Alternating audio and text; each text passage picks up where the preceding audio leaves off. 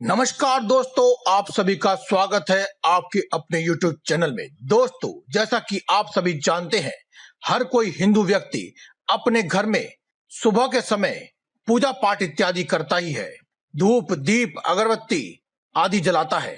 कोई व्यक्ति शाम के समय तो कोई व्यक्ति सुबह के समय, और बहुत से ऐसे व्यक्ति भी हैं जो दोनों समय पाठ पूजा में विलीन रहते हैं। दोस्तों, जो कोई व्यक्ति अपने इष्ट देवी और देवता को यानी कि अपने पसंदीदा देवी देवता की पूजा आराधना व उनकी सच्ची सेवा करता है, उस व्यक्ति के घर में तो कभी भी कोई समस्या रहती ही नहीं है। स्वतः ही सभी समस्याएं अपने आप ही खत्म हो जाती है।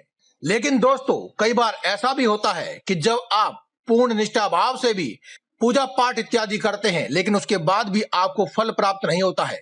अधिकांश लोगों की इच्छा होती है कि वे मनचाहा धन प्राप्त कर पाएं, लेकिन जब बहुत ज्यादा पूजा पाठ करने के बावजूद भी आपको धन की प्राप्ति ना हो, तो ऐसे में आपको ये समझ लेना चाहिए कि आप घर में हर तरह की प्रगति के लिए व समृद्धि के लिए प्रतिदिन पूजा पाठ की जाती है। धर्म ग्रंथों व शास्त्रों में बहुत से छोटे छोटे उपाय बताए हैं, जिनका बहुत बड़ा महत्व है। यदि इनका सही तरीके से पालन किया जाए तो व्यक्ति की जिंदगी बदलते देर नहीं लगती। से कोई ना कोई जाने या अनजाने गलती हो रही है। इसके लिए दोस्तों, आज हम आपको एक ऐसा उपाय बताएंगे जिसे आप करेंगे तो आपकी गलतियां निष्क्रिय हो जाएंगी, वह आपको मनचाहा धन या आपका मनोकामना जो भी है वह पूरी हो जाएगी। देखते ही देखते आपकी सभी समस्याएं समाप्त हो जाएंगी और आपके सभी काम बनने लगेंगे। दोस्तों, आज की इस वीडियो में हम आपको बताएंगे अपने घर में जब आप पूजा करते हैं तो आपको दीपक कौन से समय जलाना चाहिए, ताकि आपकी सभी समस्याएं अपने आप ही खत्म हो जाए। दोस्तों, सबसे पहले तो हम आपको बताना चाहेंगे कि ज्योतिष शास्त्र के अनुसार अगर आप प्रतिदिन दीपक जलाते भी हैं तो आपको कौन सा दीपक जलाना चाहिए। दोस्तों, आज के समय से नहीं बल्कि पुराने समय से ही दीपक मिट्टी का ही इस्तेमाल किया जाता है। दोस्तों, मिट्टी एक ऐसी वस्तु है जो कभी भी अपवित्र नहीं होती है। इसीलिए अगर आप रोजाना की पूजा भी करते हैं तो उसमें अगर आप हो सके तो आप मिट्टी का दीपक जलाएं। अब आप कहेंगे कि प्रतिदिन मिट्टी का दीपक किस प्रकार से जला सकते हैं, क्योंकि मिट्टी का दीपक एक बार जलने के बाद गंदा हो जाता है। तो दोस्तों, आपको बता दें कि यह दीपक गंदा नहीं होता है। आप इस दीपक का इस्तेमाल बार बार कर सकते हैं, लेकिन फिर भी अगर आप इस दीपक का इस्तेमाल नहीं करना चाहते हैं, मिट्टी के दीपकों का आप इस्तेमाल नहीं करना चाहते हैं, तो इसके अलावा ऐसी कौन सी धातु है जिसका दीपक आप जला सकते हैं। दोस्तों, पीतल एक ऐसी धातु है जो कि बहुत ही पवित्र होती है। मिट्टी के दीपक के बाद आप पीतल की धातु से बने हुए दीपक को निष्फिक्र होकर प्रतिदिन अपने पूजा पाठ में इस्तेमाल कर सकते हैं।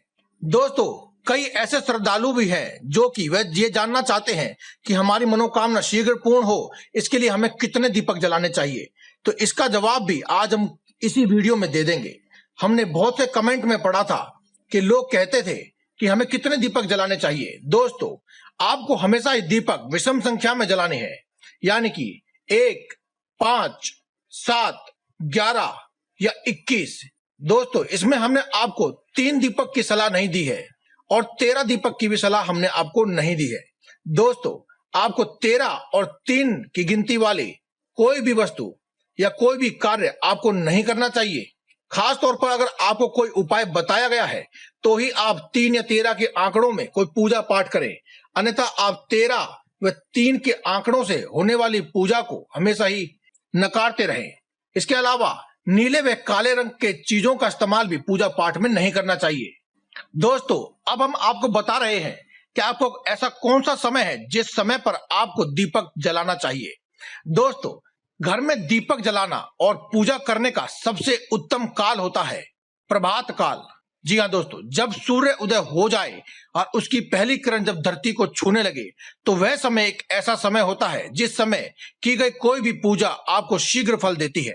इसीलिए दोस्तों, आपको दीपक भी उसी समय जलाना चाहिए। बहुत से लोग सूर्य देवता को अर्घ देते हैं, यानी कि जल अर्पित करते हैं। आपको सूर्य अर्घ होने देने से पहले भी अपने घर में पूजा पाठ करनी चाहिए और दीपक जलाना चाहिए। यदि पूजा पाठ करने का समय ना हो तो आप कम से कम पहले अपने घर में पूजा करने की जगह पर दीपक अवश्य जलाएं। उसके बाद आप सूर्य देवता को अर्घ दें। दोस्तों, सुबह का समय एक ऐसा समय होता है जब प्रत्येक जीव जंतु पर सकारात्मक ऊर्जाओं का प्रभाव होता है। इसीलिए दोस्तों आपको सुबह के समय बिना कुछ खाए पिए स्नान आदि करने के बाद पूजा पाठ अवश्य करनी चाहिए। अन्यथा आपको दीपक तो अवश्य ही जलाना चाहिए और उसी के बाद आपको सूर्य देवता को अर्घ देना व बाकी अन्य प्रकार की पूजा आदि करनी चाहिए। ऐसा करने से दोस्तों आपके जो काम बनते बनते बिगड़ जाते थे वह सभी संवरने लगेंगे और देवी देवताओं का सच्चा आशीर्वाद प्राप्त होगा।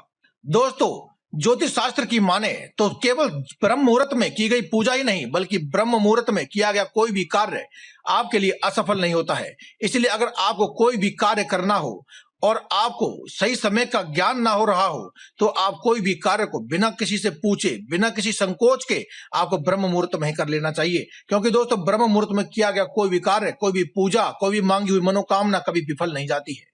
तो दोस्तों आज की इस वीडियो में केवल इतना ही। कल फिर आपसे मुलाकात होगी एक और नई वीडियो के साथ। तब तक के लिए दे में इजाजत। धन्यवाद। कमेंट बॉक्स में लिखना ना भूलें। जय बजरंगबली।